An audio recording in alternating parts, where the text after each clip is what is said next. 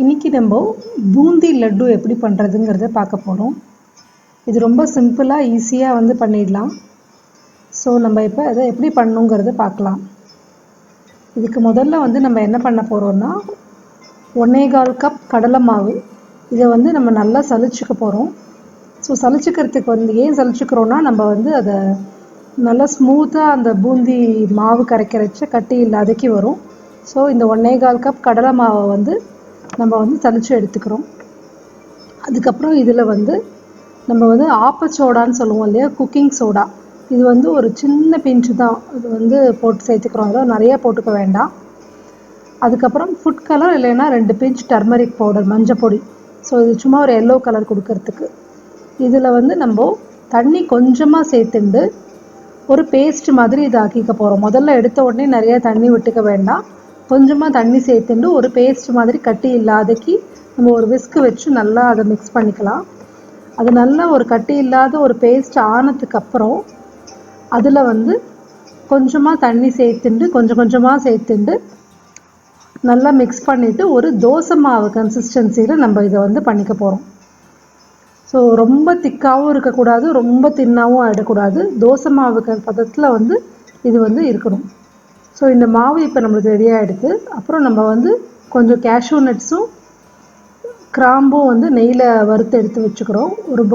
ஒரு பாத்திரத்தில் 1.5 கப்பு சர்க்கரை சேர்த்துண்டு அதோடு வந்து 1/2 கப் தண்ணி சேர்த்துக்கிறோம். தண்ணி வந்து எப்போவுமே நல்லா குடிக்கிற தண்ணியாக க்ளீனாக இருக்கிற வாட்டராக யூஸ் பண்ணணும் இதுக்கு. ஸோ இது நல்லா கொதித்து ஒரு கம்பி பதம் வரணும். நம்மளோட கையில் வந்து கட்டை விரலுக்கும் ஆள்காட்டி விரலுக்கும் நடுவில் பார்க்குறச்ச ஒரு கம்பி பதம் வந்து நம்மளுக்கு வந்து அதில் வரணும். ஸோ இந்த மாதிரி ஒரு கம்பி பதம் வந்ததுக்கப்புறம் அடுப்பை ஆஃப் பண்ணிவிட்டு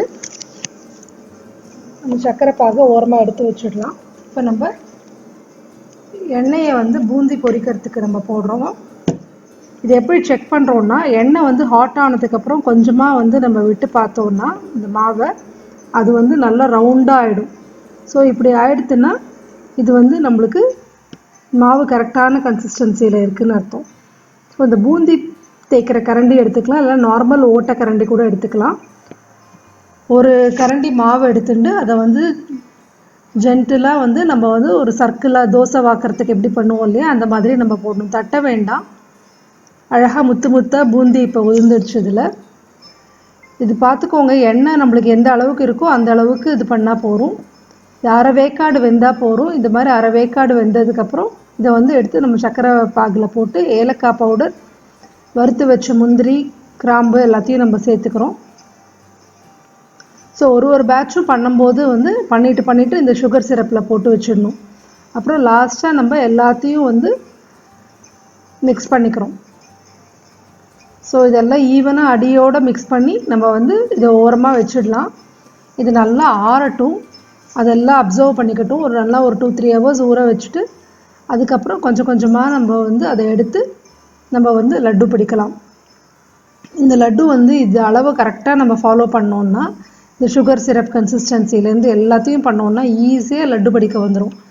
ஸோ கடைசி வரையிலும் வந்து லாஸ்ட்டு இது வரையிலும் பர்ஃபெக்டாக அழகாக லட்டு வந்து உருண்டையாக பிடிக்கிறதுக்கு வந்துடும். உதிரவே உதிராது, ரொம்ப அழகாக லட்டு வந்து பிடிக்கிறதுக்கு வந்துடும். ஸோ இந்த லட்டு வந்து இப்போ நம்மளுக்கு ரெடி ஆகிடுது. இதை வந்து கையில் எந்த காரணத்தை கொண்டு தண்ணியோடு இந்த லட்டுவை பிடிச்சிடக்கூடாது, அப்புறம் வந்து நம்மளுக்கு ஃபங்கஸ் வந்துடும். இந்த ஈஸியான லட்டுவை வந்து செஞ்சு பார்த்துட்டு இது எப்படி வந்ததுங்கிறத என்கிட்ட ஷேர் பண்ணிக்கோங்க. Thank you so much.